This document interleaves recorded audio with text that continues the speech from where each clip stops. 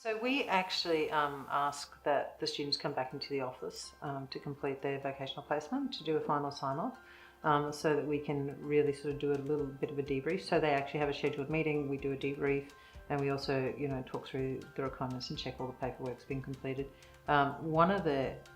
In my experience, one of the areas that RTOs fall down is in that final sort of sign-off.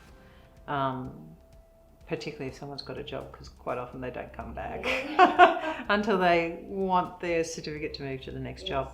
And there's also a conversation with the supervisor, whoever was, signature is in there, that a phone call will go through to them and just sort of check that, everything has actually been legitimately signed off and they're happy.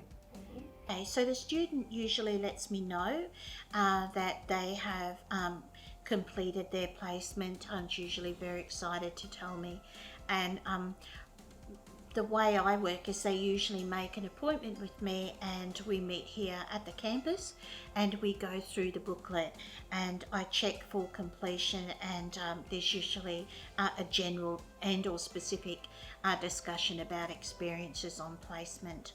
And I go through some of the checks and balances that are the finalisation of the certificate after that, and I keep up that dialogue as each of those steps when the last assessments have been marked, when the vocational placement book is validated, when they have gone unconditional for their certificate.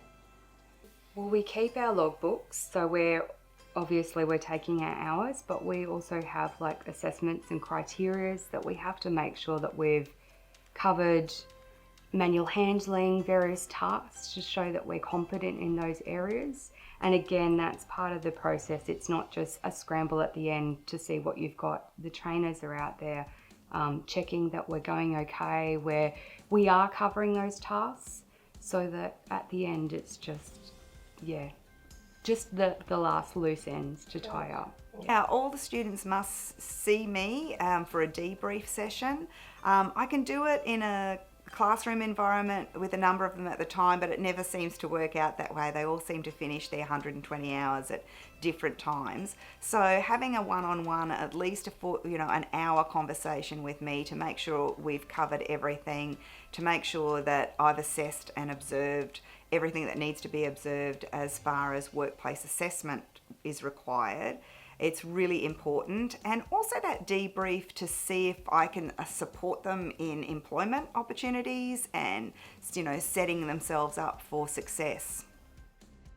So when they're coming up to the end of their placement, like I did say, throughout their TIE placement journey, we are looking at their skills and qualities, and identifying with them how they're going with the clients, if they're working appropriately, if they're engaging, and if we do see that, then we generally provide them with an interview. And a lot of the students that we have come through our service, I would say a good 90% of them have been employed and are still employed with us.